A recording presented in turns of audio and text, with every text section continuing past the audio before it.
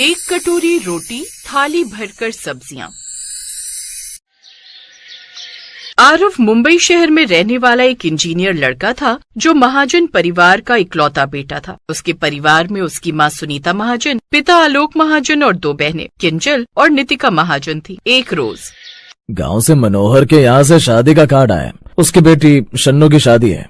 क्या गांव? नहीं, मेरे बस की तो नहीं है इतनी दूर का सफर करना। सच कहा जाए तो अब मुझसे भी नहीं जाया जाता। एक काम कर आरव बेटा, तू ही चला जा गांव। अच्छा ठीक है, इसी बहाने मुझे भी ऑफिस से कुछ दिन का रिलैक्स मिल जाएगा। लेकिन मैं अपने दोस्त राहुल को भी पूछ लेता हूँ, उसके साथ जाऊंगा तो साथ हो जाएगा। इसके बाद आरव ट्रेन में सीट रिजर्व करवाता है और राहुल के साथ गांव की ओर रवाना हो जाता है। शहर के नामी इंजीनियर आरव के लिए शादियां हमेशा एक औपचारिकता होती थी। सूट पहनना, दो चार रिश्तेदारों से मिलना और जल्दी निकल आना, क्योंकि उसे पार्टीज में ज्यादा देर रुकना पसंद नहीं था। वो अपने दोस्त के साथ उनकी बेटी की शादी में पहुंच जाता है। तभी उसकी नजर पड़ी पीली साड़ी में, खुले बालों में, माथे पर छोटी सी बिंदी लगाए एक लड़की पर। वो लड़की चुपचाप सबकी खातिरदारी करने में लगी हुई थी। वो सभी मेहमानों से बड़े आदर से मिल रही थी, उनके खाने पीने का ध्यान रख रही थी। उसकी सादगी में एक अजीब सी सुंदरता थी, साथ ही उसके संस्कार भी आरव को भा गए। आरव ने पास खड़े गांव के एक लड़के से पूछा, कौन है ये लड़की? दूसरे गांव की लड़की है गौरी, शन्नो दीदी की सहेली है, 12वीं पास है। आरव ने फिर से उसकी ओर देखा। न मेकअप न बनावटी मुस्कान, फिर भी उसकी ओर से आंखें हट ही नहीं रही थी। अचानक थोड़ी देर बाद बारिश शुरू हो गई। गौरी मंडप के पास खड़ी थी, तभी किसी ने आरव को छाता ला कर दिया। अरे वाह यार, ये अच्छा किया, छाता मिल गया। राहुल जैसे ही उसके छाते के नीचे जाने लगा, वैसे ही आरव छाता लेकर उस लड़की की ओर चला गया। अबे वो कहाँ जा रहा है? आरव उसके पास जा पहुंचा। आप भीग जाएंगी, इस छाते के नीचे आ जाइए। गौरी झिझकते हुए छाते के नीचे चली गई। कुछ देर बाद टेंट का इंतजाम हुआ, जिससे सबको राहत मिल गई, लेकिन तब तक राहुल भीग चुका था। अरे राहुल, ये क्या, तू तो पूरा भीग गया। हाँ, तेरे मजनू बनने के चक्कर में। अबे ओ, तू ठहरा शहरी इंजीनियर और वो गांव की साधारण सी लड़की। तुझे तो इससे अच्छी अच्छी लड़कियां मिल जाएंगी। देखने में तू काफी हैंडसम है यार। मुझे कोई और नहीं चाहिए, बस यही चाहिए। लेकिन तू जानता है ना, तेरी फैमिली मॉडर्न फैमिली है और उन्हें मॉडर्न लड़की चाहिए होगी, ना कि कोई गाँव की। वो सब मुझे नहीं पता। अब तो तेरी भाभी अगर कोई बनेगी तो यही बनेगी। आरव 2 दिन वहीं रुकता है और इसी दौरान गौरी से बातचीत बढ़ा लेता है। उधर शहर में उसके परिवार वाले उसके लिए कोई मॉडर्न शहरी पढ़ी लिखी लड़की ढूंढ रहे थे। नहीं पंडित जी, ये चश्मिश लड़की की फोटो तो मत ही दिखाओ। मेरे बेटे के लिए तो बिल्कुल मॉडर्न और स्टाइलिश लड़कियां दिखाओ, जो उसके स्टैंडर्ड को मैच कर सके।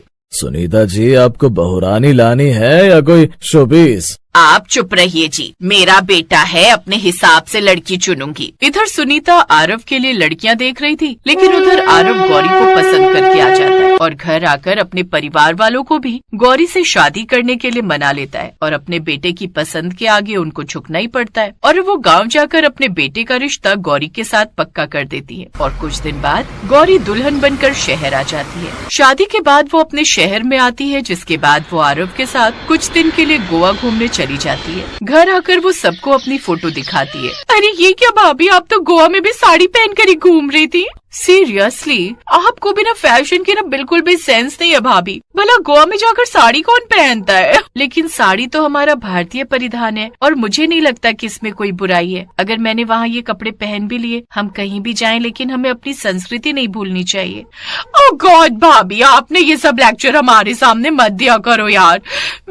यू नो ना, हम शहर की मॉडर्न लड़कियां हैं और आप गाँव की हैं, तो आपको ये सब सेंस नहीं होगा। किंजल, नितिका, ये क्या तरीका है भाई अपनी भाभी से बात करने का? तो क्या ही गलत कहा। अब अपनी ताई जी की बहू नताशा को ही देख ले, कितनी मॉडर्न और पढ़ी लिखी है और फैशन का भी क्या बढ़िया नॉलेज है उसको। खैर छोड़ो, तू तो इसी की तरफदारी करेगा, आखिर तेरी पसंद की जो है। अब दोनों बहनें मुंह बनाकर वहाँ से चली जाती हैं। शादी के बाद गौरी हनीमून के लिए चली गई थी, इसलिए उसने अभी तक एक बार भी किचन में खाना नहीं बनाया था। खाना बनाने के लिए वो किचन में जाती है और कुछ देर बाद बहुत सारे पकवान बनाकर तैयार कर लेती है। लेकिन खाना बनाने के बाद वो किचन में कुछ ढूंढने न जाने कहाँ होंगे। यहाँ तो मुझे कहीं भी पत्तल नजर ही नहीं आ रहे, पता नहीं कहाँ रख दिए होंगे। अब वो सारी रसोई छान मारती है, लेकिन उसे कहीं भी नजर नहीं आते। कमाल है, यहाँ तो बस ये स्टील की कटोरियां हैं और ये थाली ही रखी हुई है। और हमारे गांव में तो थाली में बस तभी देते थे जब कोई खास मेहमान आते हैं। नहीं, कहीं मैं थाली में ले गई तो माँ जी कहीं 2 बातें न सुना दे। कुछ देर बाद सास की आवाज बाहर से आ जाती है।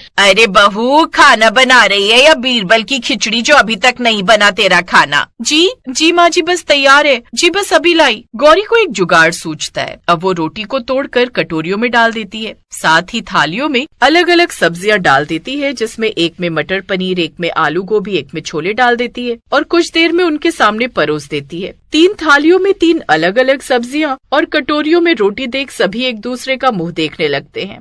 ये क्या है? जुगाली करने को दिया है क्या तूने हमें ये खाना? कोई जानवर को भी ऐसे खाना डालकर नहीं देता होगा। नहीं माँ जी, हम तो अपने मोती को थाली में रोटी और सब्जी कर देते हैं, 2 मिनट में लपक कर सब खत्म कर देता है। और हमारे गाँव में तो एक परिवार के लोग ऐसे ही मिलकर खाना खाते हैं। एक थाली में सबकी सब्जी डाल दी जाती है और इससे ज्यादा बर्तन भी नहीं होते, और एक ही थाली में सब्जी खाने से सब में प्यार भी बढ़ता है। चुप कर नालायक, ये तेरा गांव नहीं है और ना ही हम सब जानवर हैं। देख रहा है आरव तू अपनी गांव की गवार बीवी के कारनामे। माँ जी मैं गवार नहीं हूँ, बल्कि 12वीं पास हूँ, वो भी सर्वोदय विद्यालय से। दिख रहा है कितनी पढ़ी लिखी है। बताओ भला ऐसे खाना कौन सर्व करता है? अच्छा हुआ मम्मी तुमने ताई जी और उनकी फैमिली को नहीं बुलाया खाना खाने को। अगर वो इस मैडम की ऐसी हरकत देखती तो हमारा कितना मजाक उड़ाती। हाँ, एक तो वैसे ही वो अपनी मॉडर्न बहू को लेकर इतना इतराती है और हमें 10 बातें सुना चुकी है। इसीलिए तो नहीं बुलाया इसकी पहली रसोई में। मैं जानती थी ये जरूर कोई न कोई कांड करेगी, इसीलिए कहा था इस कमबख्त से कि किसी शहरी मॉडर्न लड़की से शादी कर ले जो हमारे स्टैंडर्ड की हो। लेकिन नहीं, इस पर तो जैसे प्यार का भूत सवार था।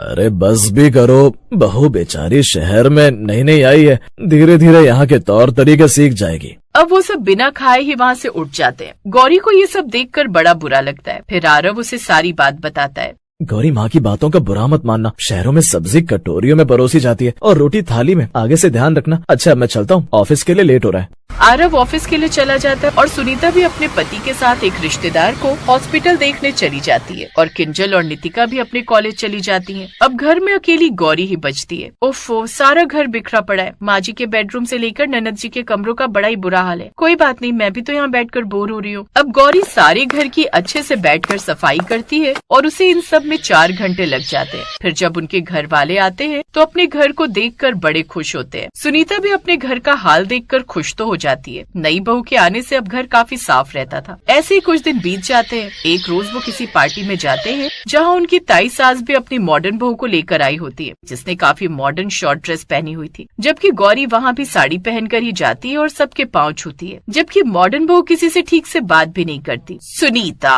अब तो अपनी इस गाँव की बहू को शहरी तरीके के कपड़े पहनना सिखा दे। इसको समझाइए इसका गाँव नहीं है।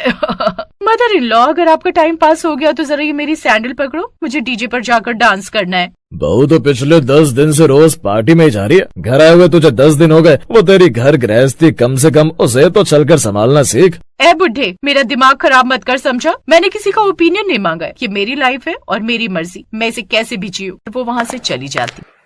ये देख ताई सास और ताया ससुर बड़े शर्मिंदा हो जाते हैं। वहीं गौरी अपनी सास की अच्छे से केयर करती है और पूरी पार्टी में अपने सास ससुर का पूरा ध्यान रखती है। फिर घर आकर देखा सुनीता, भाई साहब की मॉडर्न बहू को, वो भले ही मॉडर्न शहरी है लेकिन उसमें संस्कार नाम की चीज नहीं है। और एक हमारी बहू है जिसे सब चीजों की कितनी फिक्र रहती है। वो घर भी अच्छे से संभालना जानती है, साथ ही अपने से बड़ों की इज्जत करना भी। आप ठीक कहते हो जी, अपनी गौरी सच में ही एक अच्छी संस्कारी बहू है। अब वो सभी घर वाले गौरी को खूब प्यार करने लगते हैं और अब उसकी ननद भी उसे शहरी तौर तरीके सिखा देती हैं, जिससे अब वो सब एक साथ खुशी खुशी रहते हैं।